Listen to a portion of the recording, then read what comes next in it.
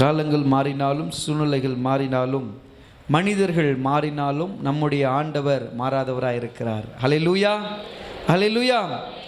நாளிலும் கூட ஆவியின் வரங்களை குறித்து நாம் தியானித்து கொண்டிருக்கிறோம். ஆவியின் வரங்களின் 8வது வரம் அந்நிய பாஷை குறித்து நாம் பேசி கொண்டிருக்கிறோம். கர்த்தர் நம்மோடு கூட பேசுகிறார். பேசும் வரங்களின் 2வது வரம் அதை குறித்து தான் தியானித்து கொண்டிருக்கிறோம். அநேக காரியங்களை நம்ம தியானித்தோம். இன்றும் கூட கர்த்தர் சில காரியங்களை, சில ஆலோசனைகளை நம்மோடு கூட பேசுவதற்கு வல்லமுள்ளவராக இருக்கிறார்.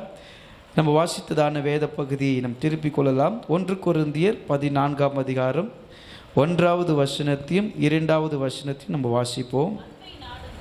அன்பை நாடுங்கள், ஞான வரங்களை விரும்புங்கள், விசேஷமாய் தீர்க்க தரிசன வரத்தை விரும்புங்கள்.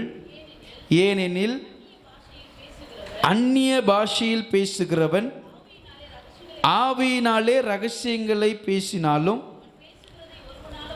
அவன் பேசுகிறதை ஒருவனாலும் அறியாதிருக்கிறபடியாலே அவன் மனுஷரிடத்தில் பேசாமல் தேவனிடத்தில் பேசுகிறான். அல்லேலூயா.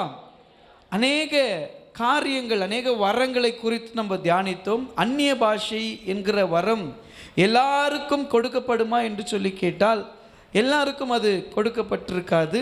யாரெல்லாம் கர்த்தரிடத்தில் வாஞ்சியாக இருக்கிறார்களோ, யாரெல்லாம் ஆண்டவர் மீது ரொம்ப பக்தியாக இருக்கிறார்களோ, ரொம்ப நேரமாய் நீண்ட நேரம் கர்த்தருடைய சமூகத்தில் அமர்ந்து ஜெபிக்கிறார்களோ, அவர்கள் ஆவியில் ரகசியம் பேசும்படியாக கர்த்தருக்கும் இந்த ஜெபிக்கிற மனிதருக்கும் இடையே உள்ள ஒரு கான்வகேஷன், அதை யாரும் புரிந்து கொள்ளாத முடியாதபடிக்கு பக்தி விருத்தி உண்டாகும்படி தன் அறையிலே அவர்கள் ஜெபிக்கும் பொழுது, நீண்ட நேரமாய் ஜெபிக்கும் பொழுது ஆவியில் நிறைந்து இந்த அந்நிய பாஷை பேசுகிறதை நாம் பார்க்கிறோம். ஆனால் இன்றைக்கு பல வெளிகளில் நம் நின்று ஆராதிக்கும் பொழுதும், சில கன்வென்ஷன் கூட்டங்களுக்கு போகும் பொழுதும் எல்லாம் அந்நிய பாஷையில் பேசுங்கள், எல்லாம் பேசுங்கள், எல்லாம் பேசுங்கள் என்று சொல்லுகிற சில சத்தங்களை நம்மால் கேட்க முடிகிறது. எல்லாரும் பேசுங்கள் என்றால் வரங்கள் பெற்றவர் மாத்திரம்தான் அந்நிய பாஷையை பேச முடியுமோ தவிர எல்லாரும் பேச முடியாது, எல்லாரும் பேச முடியாது. இப்போ ஆண்டவர் சொல்லுகிறது என்னவென்றால், இந்த அந்நிய பாஷை வரங்கள் குறைவுள்ளதாக இருக்கலாம், தீர்க்க தரிசன வரம் குறைவுள்ளதாக இருக்கலாம்.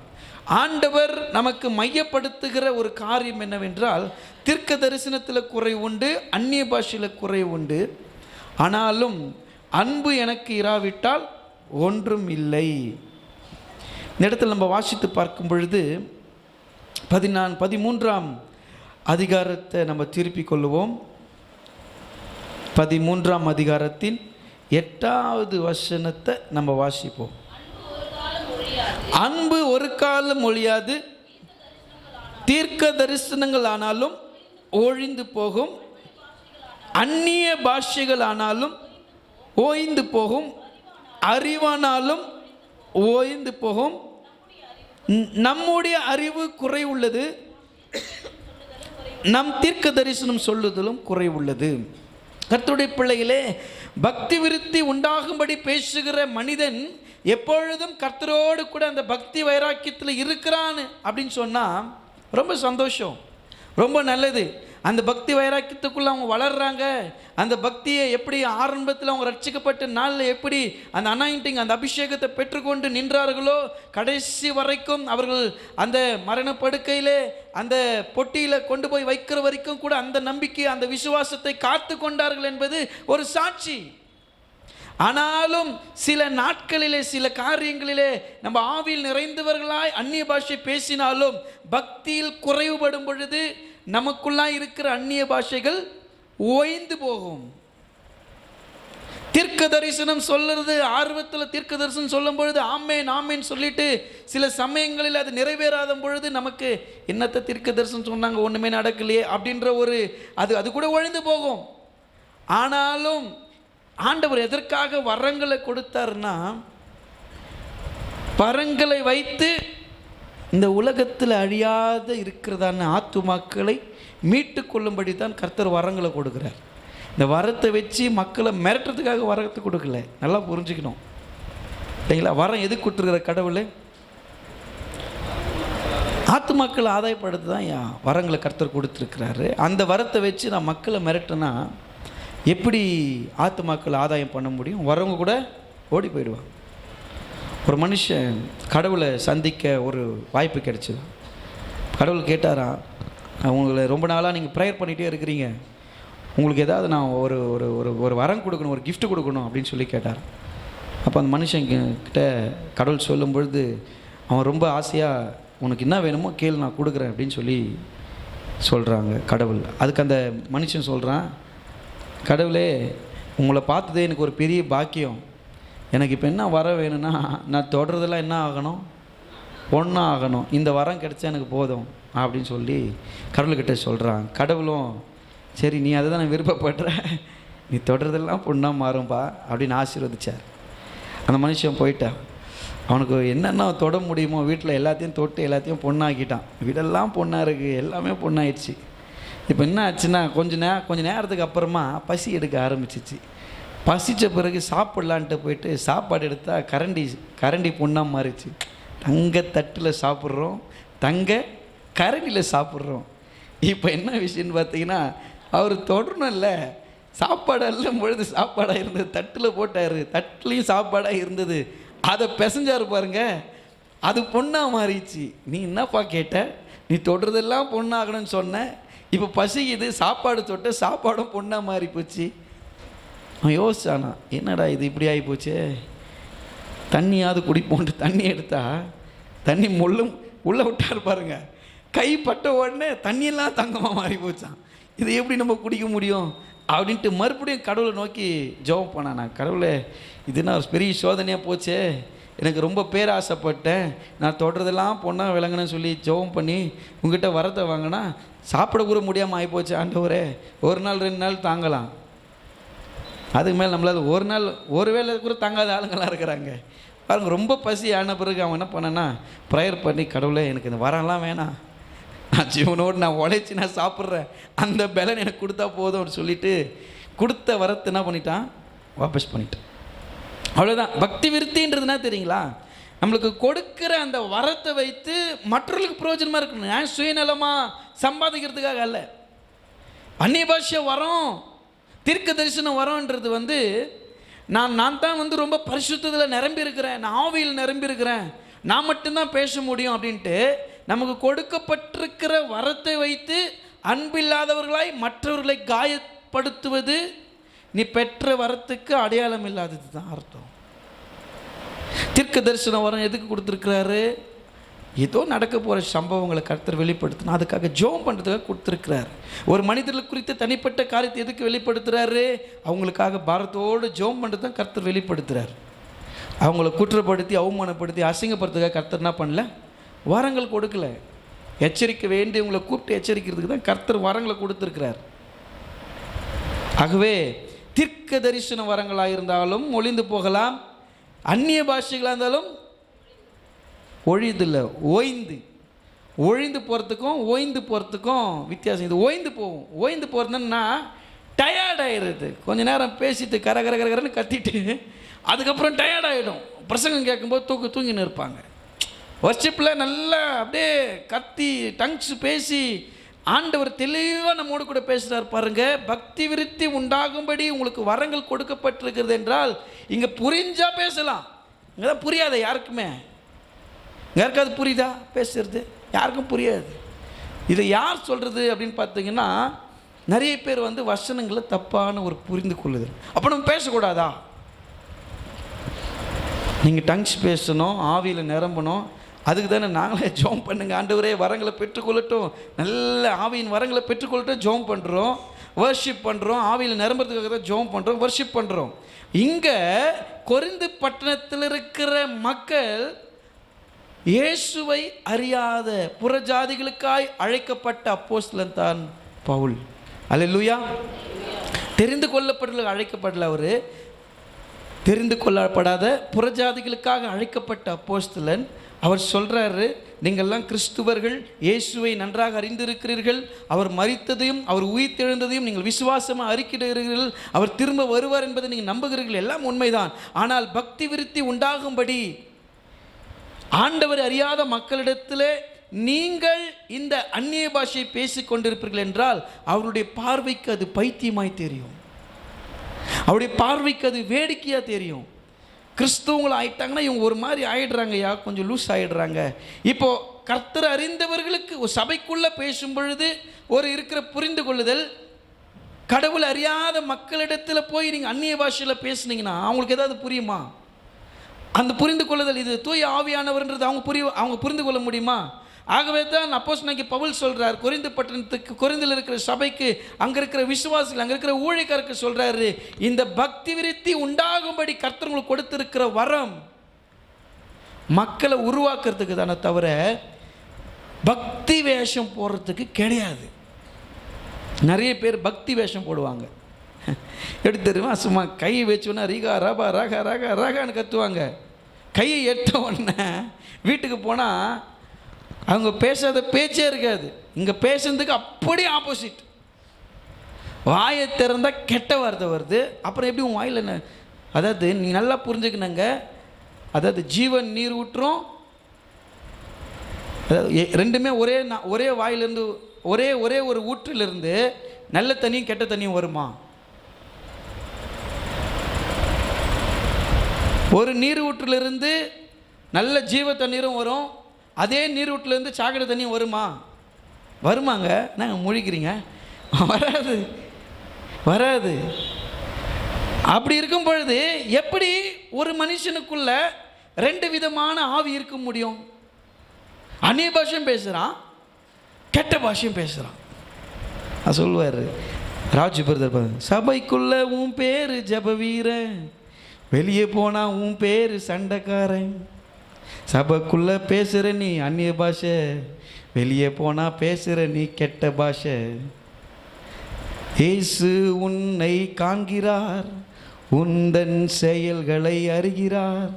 ஞாயிற்றுக்கிழமை கிறிஸ்துவனாய் இருக்காதே, ஜனங்கள் முன்னால் ஆக்டிங்கு செய்யாதே, உண்மையான கிறிஸ்துவனாய் வாழு. இல்லைங்களா? ஞாயிற்றுக்கிழமை சண்டே கிறிஸ்டியன்ஸ், ஷாகாரபா கிறிஸ்டியன்ஸ். சண்டே அப்படியே பொங்குது ஆவி, அப்படியே டங்ஸ் பேசுறது, பக்தி விருத்தி. ஆண்டவரே, இந்த அம்மா மேலே தான் கர்த்தர் அசைவாடுறாரு போல, தூய ஆவி தான். கொஞ்சம் நேரம் கறி குழம்பு லேட் ஆச்சுன்னா அங்கே போய் அந்த வேறு ஆவிக்கு தாங்க, அங்கே வேறு ஆவி வருது. எப்படிங்க? இங்கே இருக்கிற பொறுமை இங்கே பொறுமை இல்லை, இங்கே பொறுமை இல்லை. கொஞ்சம் நேரம் 11:30 கிராஸ் ஆச்சுன்னா திரும்பி இங்கே பொறுமை இல்லை. ஆவி பெற்றவர்கள் எப்படி திரும்பி பார்க்க முடியும்? கர்த்தருடைய வல்லமையில் நிறைந்த சத்தத்தை கேட்குறவங்க டைம் எப்படி பார்ப்பாங்க சொல்லுங்க? காலையில் தொடங்கி சாயந்தரம் வரைக்கும் நத்தினுக்கிறோம். ஏதோ ஒரு சண்டே வரோம், ஒரு முழுமையாக ஆராதிக்கிற உங்களை பார்த்தா எனக்குமே ஐயோ ரொம்ப நேரம் ஆயிடுச்சு பொழுது, திரும்பி பார்த்துக்குது, மூச்சு போடலாம் அப்படின்ற எண்ணம் வரக்கூடாதுங்க. பக்தி விருத்தி உண்டாகணும். அப்போது இங்கே என்ன சொல்கிறார் பவுல் அப்படின்னு பார்த்தீங்கன்னா, இந்த டங்ஸ்ன்றது இம்பார்ட்டன்ட் கிடையாது, தீர்க்க தரிசனன்றது இம்பார்ட்டன்ட் கிடையாது. அது வராமல் போயிடும். அந்நிய பாஷை நீ பேசாமல் போயிடலாம். ஆனால் ஒன்று உனக்கு ரொம்ப முக்கியமானது, கிறிஸ்துவனாக இருக்கிறன்னா உனக்கு ரொம்ப முக்கியமானது ஒன்று தானே தெரியுமா? அன்பை நாடுங்கள். அல்லேலூயா. நீ ஆவியில் நிறைந்து ஜெபம் பண்ணுறதுக்கும் அந்நிய பாஷை பேசுறதுக்கும் கர்த்தர் வரம் கொடுத்துனா தெரியுமா? மற்றவங்களை நேசிக்கணும். எனக்குள்ள ஆவியானவர் இருக்கிறேன்னா மற்றவங்க நேசிக்கிற அந்த தன்மை வந்துடும், எனக்குள்ள பொறுமை வந்துடும், என் முகத்தில் ஒரு சாந்தம் இருக்கும், இல்லை எரிஞ்சு விழ மாட்டேன். ஆவியானவர் எனக்குள்ளே இருக்கிறாருன்னும் பொழுது என் முகத்தில் சாந்தம், என் பேச்சில் சாந்தம், என் நடையில் சாந்தம், ஒரு கோபப்படாமல் எல்லாத்தையும் பொறுமையாக ஹேண்டில் பண்ணுற ஒரு தெளிவு எனக்கு இருக்குது. அப்படின்னா நான் டங்ஸ் பேசுகிறேன், ஓகே. சில சூழ்நிலைகள் நம்ம அடாப்ட் பண்ணிக்குவோம், அவ்வளோதான், அப்படி தான் இருக்கும், என்ன பண்ணுறது, அதெல்லாம் ஒரு பெருசாக எடுத்துக்கூடாது அப்படின்ற ஒரு சூழ்நிலைக்கு நம்ம வந்துட்டால் தான் பிறர் செய்கிறது கூட நம்ம ஈஸியாக பொறுத்துக்க முடியும், மன்னிக்க முடியும் அவங்கள. இங்கே நல்ல ஆவியில் நிறைஞ்சிட்டு கடவுள் அறியாத ஒரு சகோதரன் நமக்கு விரோதமாக எதனா செய்யும் பொழுது அவன் மேலே கோவப்பட்டு அவனை சபிக்கிறோம் அப்படின்னா நீங்கள் யோசிச்சு பாருங்க. அப்போ யோசிச்சு பாருங்க, அப்போ கடவுள் எனக்குள்ளே இருந்து பேசுனது யார்? அப்போது அவனுக்கு தெரியலையே, உனக்கு தெரியுது இல்லை. அப்போ அந்த இடத்துல வர முக்கியமா அன்பு முக்கியமான்னு கேட்டால் அன்பு தான் முக்கியம். ஆவியின் கனிகள் இருந்தால் தான் ஆவியின் வரங்களை பெற முடியும்.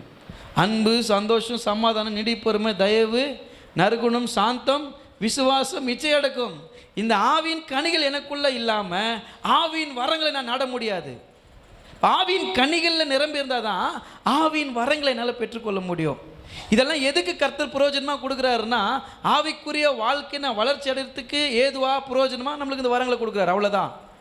இதை வச்சு கடவுள் அறியாத மக்களை பயமுறுத்தவோ அவங்கள சபிக்கிறதுக்கோ கொடுக்கல. அவங்கக்கிட்ட போய் நம்ம அந்நிய பாஷை பேசினா வித்தியாசமாக இருக்கும் அவங்களுக்கு. ஓ, சர்ச்சுக்கு போனால் இதெல்லாம் கற்றுக்கணும் பொழுது, அதுக்கு பயந்துனே வர மாட்டாங்க கோயிலுக்கு. அன்பு அவங்களுக்கு புரிகிற மாதிரி ஜெபம் பண்ணணும். அதுதான் இங்கே சொல்கிறார் பாருங்க. ஏனெனில் அந்நிய பாஷையில் பேசுகிறவன் ஆவியினாலே ரகசியங்களை பேசினாலும் அவன் பேசுகிறதை அவன் ஒருவனால் அறிந்திருக்க முடியலைங்க. அதை ஒருவரால் அவன் ஆவியிலே ரகசியம் பேசினாலும் அதை யாராலும் அறிந்து கொள்ள முடியாது. எல்லாம் குறை உள்ளது தான். ஆனாலும் நீங்கள் அன்பாக இருக்கிறது தான் கர்த்தர் உங்களிடத்தில் விரும்புகிறார்கள். 5வது வசனத்தை நம்ம வாசிப்போம்.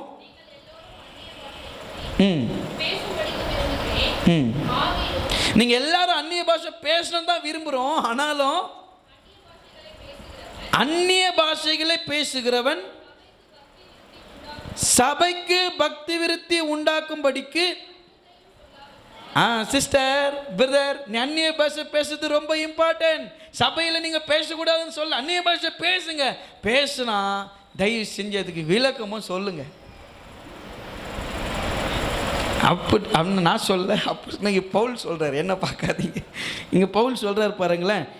நீங்கள் எல்லோரும் அந்நிய பாஷைகளை பேசும்படி விரும்புகிறேன், ஆனாலும் அந்நிய பாஷைகளில் பேசுகிறவன் சபைக்கு பக்தி விருத்தி உண்டாகும்படிக்கு அர்த்தத்தையும் சொல்லாவிட்டால் தீர்க்க தரிசனம் சொல்லுகிறவன் அவனிலும் மேன்மை உள்ளவன். ஆதலால் நீங்கள் தீர்க்க தரிசனம் சொல்லுகிறவர்களாக ஆக வேண்டும் என்று அதிகமாக விரும்புகிறேன். நீங்கள் ஒரு அர்த்தம் இல்லாமல் நீங்கள் அந்த அந்நிய பாஷை பேசி கொண்டிருக்கிறதுக்கு நீங்கள் தீர்க்க தரிசனம் சொல்கிறதே நல்லது. தீர்க்க தரிசனத்தை பெற்றுக்கொள்ளுங்க. இது என்னன்னா கொஞ்சம் விவகாரமாக இருக்குது. உங்களுக்கு புரியுதா? நான் பேசுகிறேன்னா, நான் நிறைய ஊழியக்காரங்களை பார்த்துருக்குறேன். அவங்க டங்ஸில் பேசினாங்கன்னா கொஞ்ச நேரத்தில் அவங்க எதை டங்ஸில் பேசினாங்களோ அது அப்படியே அவங்க அப்படியே வசனங்களை கொண்டு கர்த்தர் அவங்களோட கூட இடைப்படுவார். நான் பார்த்துருக்குறேன். பேசுனதே அவங்க திரும்ப பேச மாட்டாங்க. ஒரே மாதிரி பேசிட்டு வார்த்தைங்களை சொல்லணும் இருக்கிறது கிடையாது. அவங்க பேசுறது ரொம்ப டிஃப்ரெண்ட்டாக இருக்கும். அதுக்கேற்றபடி அவங்க என்ன பண்ணுவாங்க, வசனங்களையும் தீர்க்க தரிசனங்களையும் சொல்லுவாங்க. இப்போ நான் டங்ஸு பேசுகிறேன் அப்படின்றத நீ டங்ஸு பேசிட்டு நிறைய பேர் கத்திட்டு இருப்பாங்க. ஏன் கத்துறாங்கன்னே தெரியாமல் கும்பலாக சேர்ந்து கையை தட்டிக்கிட்டு ஆரவாரத்தோடு இன்னைக்கு இது இமிட்டேட் பண்ணுறான். டிவியில் போடுறான், சினிமாவில் வருது, இமிட்டேட் பண்ணுறான். எல்லாம் நல்லா தட்டுங்க, ரிகாராக எல்லாம் கத்துறாங்க. இதுக்கு இடம் கொடுத்தது யாரு? சபைதான். பக்தி விருத்தி உண்டாகும்படி எல்லாருக்கும் புரியாத ஒரு பாஷையில் நம்ம எல்லாம் ஆரவாரத்தோடு கத்திட்டு இருக்கிறோம். நான் வெளியில் போகிறோம், ரோட்டில் போகிறோம், வரோம், பார்க்குறோம். இங்கே கோயிலில் எல்லாம் ஒரு டைப்பாக கத்துறாங்களே. இங்கே என்னன்னு தெரியலையே, எல்லாருக்கும் என்ன ஆச்சு தெரியலையே. அவங்க சத்தமே வித்தியாசமாக இருக்குது. சபை அந்நிய பாஷையை பேச வேண்டும். பேசுனா அதுக்கேற்றபடி என்ன பண்ணணும், விளக்கம் சொல்லணும். அதனால் நீங்கள் பெற்றுக்கொள்கிற வரத்தை ப்ரொசீஜராக பெற்றுக்கொள்ளுங்க. நீங்கள் பெற்றுக்கொள்ளாமல் இருக்கிறது ஒரு நல்லது தான். ஆனால் பெற்றுக்கொள்ள விரும்பினால் பெற்றுக்கொண்ட பிறகு அதுக்கு என்ன பண்ணணும், எக்ஸ்பிளைன் பண்ணணும். நான் அந்நிய பாஷை பேசுகிறேன்னா அதுக்கேற்றபடியான விளக்கங்களை கர்த்தர் நம்மோடு கூட பேசுகிற தெய்வமாக இருக்கிறார். ஆகவே நம்முடைய வாழ்க்கையில் நம்ம குறைவுபட்டவர்களாய் வாழாதபடிக்கு நம்ம நிறைவாக வாழணும்னா அவர் ஃபஸ்ட்டு சொல்கிறது என்ன தெரியுமா, உன்னுடைய அன்பினால தான் இந்த உலகத்தை நீ வெல்ல முடியும். அன்பினால தான் மற்றவங்களை ஜெயிக்க முடியும். உங்ககிட்ட அன்பு இல்லாமல் நீ அந்நிய பாஷை பேசுறது எப்படி இருக்கும் அப்படி சொல்கிறாருன்னா, நம்ம வாசிப்போம் 6-7 வசனங்களை நம்ம வாசிப்போம். மேலும் சகோதரரே, நான் உங்களிடத்தில் வந்து உங்களுக்கு ரகசியங்களை வெளிப்படுத்துவதற்காக, அறிவுண்டாக்குவதற்காக, தீர்க்க தரிசனத்தை அறிவிக்கிறதுக்காவது, போதகத்தை போதிக்கிறதுக்காவது ஏதுவானதை சொல்லாமல் அந்நிய பாஷையிலே பேசினால் அதாவது என்னால் உங்களுக்கு என்ன பிரயோஜனம்? நாங்கள் வந்து மைக் ஏற்றதுலேருந்து வெறும் டங்ஸாகவே பேசிகிட்டு இருந்தேன்னா, பாஸ்டர் என்னடா பேசுகிறாரு, உங்களுக்கு எதாவது புரியுமா? நான் மைக் எடுக்கிறேங்க, நம்ம மெசேஜ் ஸ்டார்ட் பண்ணும்போதுலேருந்து ரீகா ராபா தாரா நானா ஷாரா தாரா நான் சொல்லுங்கிறேன்னா, ஐயாவுக்கு என்ன ஆச்சு, எதுனா ஒன்று புரிகிற மாதிரி ஏதாவது பேசுகிறாரா? பவுல் தான் சொல்கிறாரு. இப்போ உங்களுக்கு புரியணும் அப்படின்னா, உங்களுக்கு புரிகிற தமிழ் மொழியில் நான் பேசினா தான் உங்களுக்கு என்ன பண்ணோம், புரியும், விளங்கும். ஆவியானவர் இடைப்படும் பொழுது கர்த்தங்களோடு பேசுகிற பாஷைகள் உங்களுடைய பக்தி விருத்திக்கு உண்டாகும்படி நீங்கள் அந்நிய பாஷை பேசுகிறீங்கன்னா, உங்களுடைய தனி ஜபத்தில் உங்களை ஆண்டவரோடு கூட நீங்கள் உறவாடும் பொழுது நீங்கள் பேசுங்க, உங்களுக்கு ரகசியங்களை வெளிப்படுத்துவார். நீங்கள் பேசுகிற வார்த்தைகளுக்கான வசனங்களையும் கர்த்தர் என்ன பண்ணுவார், வெளிப்படுத்துவார். நீங்கள் வசனங்களோடு பேசுங்க, ஆதாரங்களோடு பேசுங்க, உங்களை பேச வேணான்னு சொல்ல. ஆனால் அதுக்கு முன்னாடி எல்லாம் புரிஞ்சு எல்லாருக்கும் புரிகிற மாதிரி பேசுறது ரொம்ப அவசியம். அதுதான் பவுல் சொல்கிறாரு, நான் அந்நிய பாஷை பேசினால் எல்லாருக்கும் உங்களுக்கு என்ன பிரயோஜனம் இருக்குது? நான் அந்நிய பாஷையிலே பிரசங்கம் பண்ணிட்டு இருந்தால் உங்களுக்கு பிரயோஜனம் இருக்காது, நான் பேசுறது உங்களுக்கு புரியாது.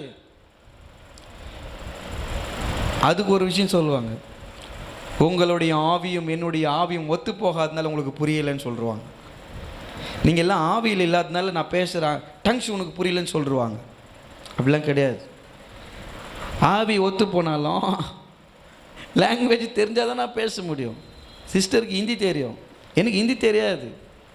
அவங்க என்கிட்ட ஹிந்தியில் பேசியிருந்தாங்கன்னா எனக்கு என்ன புரியும்? எனக்கு ஒன்றுமே புரியாதே. நான் கொஞ்சம் எனக்கு தெரிஞ்சால் தான் நான் என்ன பண்ண முடியும், அண்டர்ஸ்டாண்ட் பண்ணிக்கிறதுக்காக தெரியணும் இல்லை. அப்போது இந்த பரலோக மொழின்னு சொல்லப்படுகிற அந்நிய பாஷை நான் பேசுகிறேன் அப்படின்னா இங்கே புரியாது யாருக்கும். அது யாருக்கு புரியும்? கடவுளுக்கு தான் புரியும் அப்படின்னு நினச்சோன்னா அது ஆண்டவரோடு கூட தான் பேசணும். எல்லார் இடத்துலையும் எங்கள் இடத்துல பார்க்குற இடத்துலலாம் பேசிகிட்டு இருக்கிறோம் அப்படின்னா, சில பேர் எல்லா இடத்துலையும் பேசினே இருப்பாங்க. இறையலுக்குள்ள என் கூட படித்தார் ஒருத்தர், நல்லா அப்படி வச்சுட்டு ஃபோன் வச்சுட்டு இப்படி பார்த்துன்னு இருப்பார். ஏதாவது ஒரு ஜீசஸ் மூவி, ஏதோ ஒரு மூவி, நோவா பற்றி கதை. அவர் அப்போ தான் ஏன்பா இதெல்லாம் பார்த்துட்ருக்குற அப்படின்னு கேட்டால், அவர் வந்து ஒரு தெலுங்கு மாநிலத்துலேருந்து வந்தார். அவருக்கு வந்து தமிழ் தெரியாது. ஒய் யூ ஆல்வேஸ் வாட்சிங் லைக் திஸ் அப்படின்னு கேட்டால் அவர் சொல்லுவார், I don't about stories in Bible. எனக்கு பைபிளில் இருக்கிற நிறைய ஸ்டோரிலாம் தெரியாது, அதுதான் இந்த கார்ட்டூனில் பார்த்துன்னு இருக்கிறேன். இவருக்கு இது கார்ட்டூனில் தான் பார்த்துட்டு இருக்கிறாரு. ஆனால் அவர் என்ன பண்ணுறாரு, காதில் ஹெட்செட்டு, கையில் ஃபோனு, அதை பார்த்துட்டு இருக்கிறாரு. ஆனால் வாய் மட்டும் அசைஞ்சுனே இருக்குது. கொஞ்சம் நேரத்தில் வந்து எல்லாம் தூங்கின பிறகு இன்னும் சத்தமாக கத்துறாரு. என்னப்பா எனக்கு எதா, நான் டங்ஸில் பேசிகிட்ருக்கிறேன், டங்ஸில் பேசுகிறேன். எப்படி ஃபோனில் பார்த்துக்கணும், எப்படி டங்ஸில் பேசின்னு இருப்பேன்? அமைதியாக படுக்கிறியா இல்லை கம்ப்ளைண்ட் பண்ணிட்டோமா? தூங்குகிற நேரத்தில் இல்லைன்னா இவ்வளோ சத்தமாக நீ ஹெட்ஃபோன் போட்டுனுக்கிறாரு. அதனால் அவருக்கு வந்து என்ன பண்ணல, சத்தமாக கத்துறன்றது அவருக்கு தெரில. ஹெட்ஃபோன் போட்டுக்கின்னு எல்லாம் தூங்கினுக்கிற நேரத்தில் அவர் பாட்டுன்னு டங்ஸ் பேசுகிறேன்ட்டு மொபைலில் படம் பார்த்துக்கின்னு கத்தினுக்கிறாரு. என்னடா இது இவ்வளோ சத்தமாக இருக்குதுன்னு பார்த்தா இவர் ஹெட்ஃபோன் போட்டு கத்தினுக்கிறாரு. பிரதர் எல்லாம் தூங்கிட்டு இருக்கிறாங்க, ஹெட்ஃபோன் எடுத்துகிட்டு நீ கத்துறது கேள் எப்படிக்குதுன்ட்டு. டங்ஸ் பேசுறது இப்படிலாம் நீ மொபைலில் படம் பார்த்துக்கினே எப்படி உனக்கு டங்ஸ் வருது? பைபிள் இருக்கிற ஸ்டோரி இப்போ தான் பார்க்குறேன். ஒரு ஸ்டோரி நோவா ஸ்டோரி, ஒரு ஸ்டோரி இப்போ தான் போட்டு பார்த்துன்னுக்கிற. எப்படி உனக்கு ஒன்றும் புரியல. சரி, உனக்கும் அது கடவுளுக்கும் உனக்கு இருக்கிற பிரச்சனை, நான் அதை பற்றி பேச வரல. ஆனால் இப்போது இந்த நேரத்தில் வந்து இது எனக்கு வந்து உடன்படலை. நீங்கள் நல்லா பாருங்கள், ஆண்டவர் இடத்துல நம்ம ஒழுக்கமாக தானே உட்காந்து ஜெபம் பண்ணோம். மொபைலில் பார்த்துட்டு ஹெட்ஃபோன் போட்டுக்கின்னு எதையோ ஒன்று பார்த்துக்கின்னு எப்படி ஆவியில் நிரம்ப முடியும்? பிரயோஜனம் இல்லை. இப்போ நம்ம வந்து நம்ம கிரியில் எதையும் செய்யாமல் பேசுகிற எல்லா அந்நிய பாஷை என்னது? பிரயோஜனம் இல்லை. இங்கே பாருங்கள், அது எப்படிப்பட்ட சத்தங்களாக இருக்குது. பாருங்கள், நம்ம எவ்வளோ அழகாக பவுல் சொல்கிற பாருங்கள். புல்லாங்குழல் சுரமண்டலமும் முதலாகிய அது உயிர் இல்லாதது, அது சத்தமிடுது. எங்க அவர் எவ்வளோ அழகாக சொல்கிறார் பாருங்க. புல்லாங்குழல் இருக்குது, சுரமண்டலம் இருக்குது, இதுங்களுக்கு வந்து உயிர் கிடையாது. ஆனாலும் அது கத்தனா கூட என்ன இருக்குது, புல்லாங்குழலுக்குன்னு ஒரு சத்தம் இருக்குது, சுரமண்டலத்துக்கு ஒரு சத்தம் இருக்குது. ஆனால் இந்த சத்தம் உயிர் இல்லாதது கத்தும் பொழுதே ஒரு ஒரு ஒரு ஒரு வித்தியாசம் இருக்கும் பொழுது, உயிரோடு இருக்கிற நீங்கள் அர்த்தமே இல்லாமல் கத்திட்டு இருக்கிறீங்களே. புல்லாங்குழல் அந்த காற்று சத்தத்தில் இன்னும் மென்மையாக பாட்டு அதில் கேட்கும் பொழுது அழகாக கேட்குதே. அதன் சத்தம் கூட ஓகே. உயிர் இல்லாததை வைத்து வாசிக்கும் பொழுது இருக்கிற அந்த பிரசன்னம் கூட நீ டங்ஸ் பேசுகிறன்னும் போது இல்லையே. நீங்கள் நல்லா யோசிப்பாங்க. ஒன்று டங்ஸ் நல்லா கத்தினுக்கிறாங்க அப்படின்னா ஒன்று அவங்கள பார்த்து பயப்படுவாங்க, இல்லைன்னா அவங்கள பார்த்து என்ன பண்ணுவாங்க, சிரிப்பாங்க. ஏன்னா எல்லாரும் நம்ம பெற்றுக்கொள்ளுகிறோமா இருந்தாலும் ஆவியை அவிழ்த்து போடுகிறவரை அல்ல, ஆவியை அடக்க தெரிந்தவர்களாக இருக்கணும். அல்லேலூயா. என்கிட்ட பேசிக்காக அன்பே இல்லையே, அப்புறம் நான் டங்ஸ் பேசி என்ன பிரயோஜனம்? ஆவியில் நிறைஞ்சு ஆடி என்ன பிரயோஜனம்? முன்னாடியும் பின்னாடியும் வந்து போயின்னு இருந்தால் என்ன பிரயோஜனம்? எனக்குள்ள பேசிக்காக அன்பே இல்லையே. நான் அன்பாக பேச மாட்டேன், யார்ட்டையும் அன்பாக பேசுறதில்லை, யார்ட்டையும் அன்பாக பழகிறதில்ல, என்னுடைய கிரியில் எந்த அன்பும் கிடையாது. அப்படி இருக்கும்போது நான் எப்படி ஆவியில் நிறைந்து அந்நிய பாஷைகளை பேச முடியும்? அதுதான் சொல்கிறார் பவுல். பாருங்களேன், இந்த 9-10 வருஷம் நம்ம வாசிப்போம். நீங்களும் தெளிவான பேச்சை நாவினால் வசனியாவிட்டால் பேசப்பட்டது என்னதென்று எப்படி தெரியும்? ஆகாயத்தில் பேசுகிறவர்களா இருப்பீர்களே. உலகத்திலே எத்தனையோ விதமான பாஷைகள் உண்டாயிருக்கிறது, அவைகள் ஒன்றும் அர்த்தம். உலகத்தில் எவ்வளோ பாஷை இருக்குது, ஆனால் எல்லா பாஷைக்கும் அர்த்தம் இருக்குது இல்லை, மீனிங் இருக்குது இல்லை. இப்போ நம்ம பேசுறது மீனிங்காக பேசணும், மீனிங்லெஸ்ஸாக பேசினா அது வந்து ஒரு பரவசத்தில் பேசுறது கிடையாது. உணர்ச்சி வேஷம் பொங்கி ஆவியில் நிரம்பக்கூடாது. ஆவியில் நிறையிறோம் அப்படின்னா உண்மையாக நம்மளுக்குள்ளே மாற்றம் இருக்கணும் இல்லைங்க. நான் என்ன சொல்கிறேன்னு உங்களுக்கு புரியுதா? ஆவியில் நிரம்புகிறோம் அப்படின்னா உண்மையான மாற்றம் இருக்கணும். என் பேச்சில், என் குணத்தில், என் அன்பு மற்றவர்களுக்கு தெரிந்திருக்கணும். என்னுடைய கிரியையினால் மற்றவர்களை விசாரிக்கிறவனா நான் இருக்கணும். அப்படிலாம் இல்லாமல் நான் ஆவியில் நிறைந்திருக்கிறேன் என்பதை சபையில் 4 பேர் இருக்கிற இடத்துல நம்ம டங்ஸ் பேசி ஆரவாரம் பண்ணி கர்த்தர் இவங்களோடு கூட இருக்கிறார்ன்றது அந்த இடத்துல மட்டும் காட்டக்கூடாது. இதுதான் சொல்கிறார் பவுல். புற ஜாதிகள் இடத்துல நீங்கள் போய் நிற்கும் பொழுது அவர்களுக்கு தெரியாத இடத்துல போய் நீ இப்படி பேசிகிட்டு இருந்தால் பிரயோஜனம் கிடையாது. குஜராத்தில் போய் நான் தமிழ் நின்று இங்கே பண்ணுற மாதிரி ஸ்ட்ரீட் பிரச்சனை அங்கே நின்று பண்ணால் பாவம் சின்ன வயசுலேயே பைத்தியம் ஆகிட்டுக்கிறான் போலுக்குது. தெருவில் வந்து நின்று கற்று நல்லா டிப்டாக பார்க்குறான் நினைப்பாங்க, நினைக்க மாட்டாங்களா?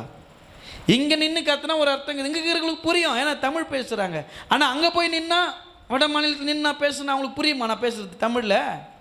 யாருக்கும் புரியாது. என்ன யாரோ கத்தினுக்கிறான் பாவம், சின்ன வயசாகுது பாவம், எங்கேருந்தோ தப்பிச்சு வந்துட்டுக்குது, கத்திட்டு இருக்கிறான் பாரு அப்படின்னு தான் நினைப்பாங்க. அப்போ நம்ம பேசுகிறதுக்கு அர்த்தம் இருக்கணும், மீனிங்லெஸ்ஸாக பேசக்கூடாது. நம்மளுக்கு வந்து இப்போ நான் சொல்கிறது கூட நிறைய பேருக்கு அப்போ எப்படி இதெல்லாம் இவ்வளோ காலமாக நம்ம பேசிகிட்டு இருக்கிறோமே, இவ்வளோ காலமாக அதெல்லாம் கரெக்டாக தப்பான்ற பல சந்தேகங்கள் இருக்கும். நீங்கள் ஆண்டரோடு கூட பேசுங்க, ஆண்டுடைய சமூகத்தில் உக்காந்து நீங்கள் ஆவியில் நிறைந்து பேசுங்க, தப்பே கிடையாது. கடவுள் அறியாத மக்களிடத்தில் உங்கள் நற்குணத்தை, உங்கள் அன்பை வெளிப்படுத்தி பேசுங்க. அங்கே போய் அவங்கக்கிட்ட டங்ஸ் பேசணுன்ற அவசியம் கிடையாது. ஒரு பிசாசு ஓட்டும் போது ஜெபம் பண்ணுறீங்களா, அங்கே பேசுங்க டங்ஸ், அங்கே ப்ரேயர் பண்ணுங்க. அங்கே பண்ண மாட்டோம். ஒரு முறை ஜெபம் பண்ணுறேன், ஒரு பிசாசு ஒன்று பிடிச்சின்னு வந்துட்டு இருக்குது, ஜெபம் பண்ணுறேன், நான் ஜெபம் பண்ணினுக்கிறேன், கூட வந்தவங்க என்ன பண்ணணும், ஒன்று தோத்துற மாதிரி சொல்லணும், இல்லை அமைதியாவது நிற்கணும். என்ன ஜெபம் பண்ண விடாமல் அவங்க கத்தினுக்கிறாங்க, ஆமென் இறங்குவதாக இறங்குவதாக. நான் என்னத்தை நான் ஜெபம் பண்ணுக்கிறேன், ஆண்டவரே இவங்களை தொடுங்கப்பா, இப்படி வல்லம் இறங்கட்டேன் நான் சொல்கிறவங்கள அவங்க இறங்கட்டும் இறங்கட்டும். அந்த அம்மாவும் கத்தலை, பிசாசு பிடிச்சி தான் அமைதியாக இருக்குது. நான் மல்லமாக ஜெபம் பண்ணுக்கிறேன், இவங்க இறங்கட்டும் இறங்கட்டும், ஆண்டவரை ஊற்றுங்க ஊற்றுங்க. அப்போ தான் தெரியுது அதுக்கு இல்லை பயம், இதுக்கு தான் பயம் நிறையுது. இதுக்கு தான் முன்னு இருங்கம்மா, கத்தாதீங்க, நீங்கள் அம்மா கத்திட்டு இருக்கிறீங்க. ப்ரேயர் பண்ணுறேன், நீங்கள் ப்ரேயர் பண்ணுங்கள், மனசுக்குள்ளே பண்ணுங்கள். அது பேசுறதும் புரியல, நான் பேசுறதும் புரியல, நீங்களே கத்தின்னு இருந்தால் எனக்கு எப்படி தான் ஜெபம் பண்ணுறது அப்படின்ன பிறகு அப்புறம் அமைதியாகிட்டாங்க. அந்த அம்மாவுக்கு ஜெபம் பண்ணி முடியும், அந்த அம்மா ஊன்ட்டுக்குது. தெரியுதா ஏன் கத்துச்சுன்ட்டு? இந்த அம்மாவுக்கு ஜெபம் பண்ணுறதாங்குள்ளேயும் எப்போ இறங்குவதாக ஆமே நல்ல இப்போ ஊன்ட்டுக்குது இந்த அம்மா. இந்த அம்மாவுக்கு ஜெபம் பண்ணி முடிக்கிறதாங்குள்ளேயும் இந்த அம்மா முடிஞ்சு தண்ணி குடிமான்னு பார்க்கறது இது ஊந்துட்டுக்குது. 2 பேருக்கு சேர்த்து தண்ணி தொலைக்க வேண்டியதாக போச்சு. என்ன வம்பாக்குது பாரு. இப்போ யாருமே ஆவியில் நிறைஞ்சிருக்கிறாங்க நம்ம நினைக்க முடியல. நம்முடைய பக்தி விருத்தி, நம்ம ஆண்டரோடு கூட இருக்கிறோமா? ஏன் பேசிக்காக நம்மக்கிட்ட அன்பு இல்லையே. அன்பு இல்லாதவன் தேவன் அறியான். அன்பே இல்லாமல் நான் அந்நிய பாஷையை பேசி என்ன பிரயோஜனம்?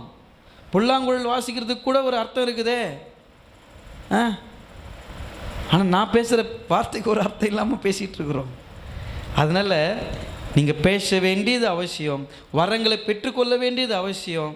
ஆனால் ஆண்டவர் சொல்லுகிற பிரகாரமாய் முதலாவது நான் அன்புள்ளவனாக இருந்து எல்லாரும் நேசிக்கக்கூடிய ஒரு நற்குணத்தோடு இருந்து அந்த வரத்தை பெற்று பக்தி விருத்தி உண்டாகும்படி ஆண்டவரோடு கூட பேசுகிறதுக்கு ஒரு விளக்கமும் சொல்லக்கூடிய ஒரு ஞானத்தை பெற்றுக்கொள்ளணும்.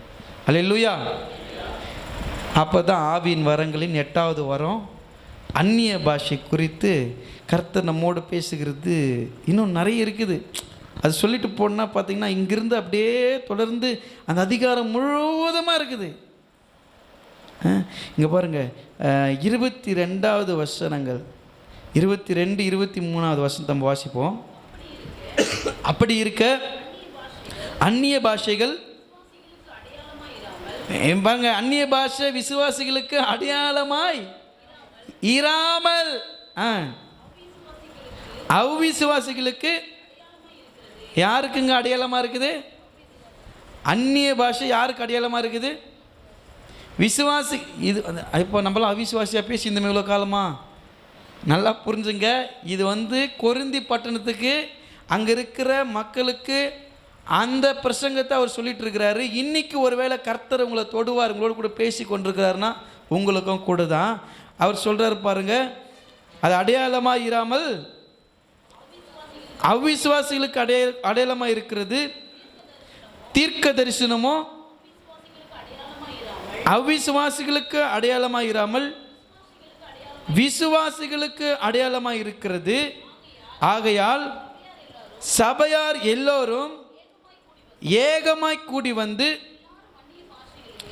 எல்லாரும் அந்நிய பாஷைகளிலே பேசிக்கொள்ளும் பொழுது, அங்கே பாருங்க, நல்லா நீங்கள் கவனிக்கணும், கல்லாதவர்கள், படிப்பறிவு இல்லாதவர்களாவது, கடவுள் அறியாத அவ்விசுவாசிகளாவது உள்ளே பிரவேசித்தால் அவர்கள் உங்களை, நான் சொல்லலை, பைபிள் தான் சொல்லுது, கல்லாதவர்களும் படிப்பறிவு இல்லாதவர்களும் அவ்விசுவாசிகளும் ஒருவேளை ஆராதனைக்கு வந்து விட்டார்கள் என்றால், ஒரு நாளைக்கு இவ்வளோ பெரிய கோயில் இங்கே இருக்குதே, இங்கே யாரோ ஒருத்தர் நின்று கத்தினுக்கிற, நம்ம ஒரு நாளைக்கு போய் உக்காரலான்னு உள்ளே வந்துட்டாங்கன்னு வச்சுங்களேன், நம்ம பண்ணுற 6ஆவது வாரத்தில் இவங்க பண்ணுறது எதுவுமே புரியல, எல்லாருக்கும் பைத்தியம் பூச்சிருக்குது அப்படி தான் சொல்கிறாரு பாருங்க. அவர்கள் உங்களை பைத்தியம் பிடித்தவர்களாக இருக்கிறார் அல்லவா? அப்படி பைத்தியம் பிடிச்சவங்க மாதிரி இல்லை இருக்கிறாங்க அப்படின்னு. ஆகவே தான் சொல்கிறேங்க, ஆவியை அழுத்திடாதீங்க. நீங்கள் நல்லா ஆராதிக்கக்கூடியவர்கள், நல்லா பாடக்கூடியவர்கள், நல்ல ஊழியம் செய்யக்கூடியவர்கள், நல்ல பிரசங்கம் பண்ணக்கூடியவர்கள், நீங்கள் தெளிந்த புத்தியோடு கூட கர்த்தருடைய சமூகத்தில் நிற்க வேண்டும் என்பது ஆண்டவருடைய சித்தமாக இருக்கிறது. அல்லேலூயா. மற்றவர்களைப் போல நீங்கள் எல்லாரையும் நல்லா எல்லாம் சத்தமாக அந்நிய பாஷை பேசுங்க, எல்லாரும் பேசுங்கலாம் நீங்கள் என்ன பண்ணக்கூடாது ஏன்னா பைபிள் சொல்கிறது தான் நீங்கள் சொல்கிறீங்க, உங்களுடைய தனி கருத்தை நீங்கள் சொல்லலை.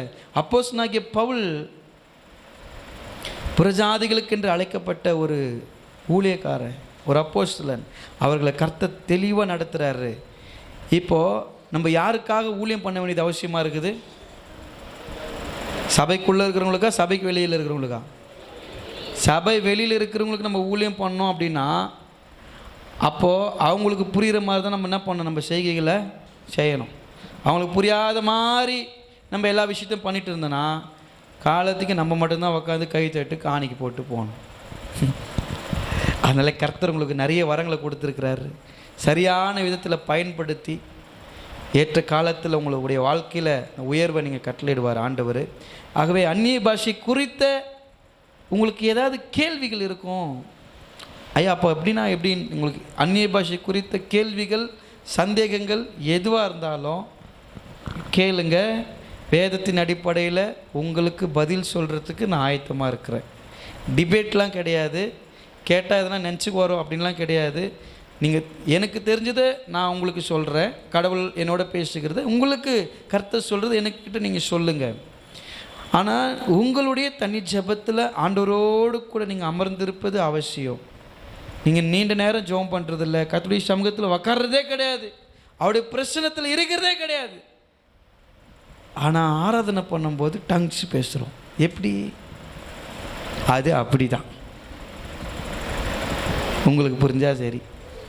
அதனால் ரொம்ப நேரம் அப்படி சமூகத்தில் உட்கார்ந்து ஜெபம் பண்ணி பாருங்கள். அதனுடைய மகிமை தனி, உங்களுடைய வழிநடத்தல் வித்தியாசமாக இருக்கும். இதுதான் அந்நிய பாஷைன்றது. சரிங்களா? நமக்கும் ஆண்டவருக்கும் உள்ள ஒரு உறவு, ஒரு பாலமாக இருக்குது.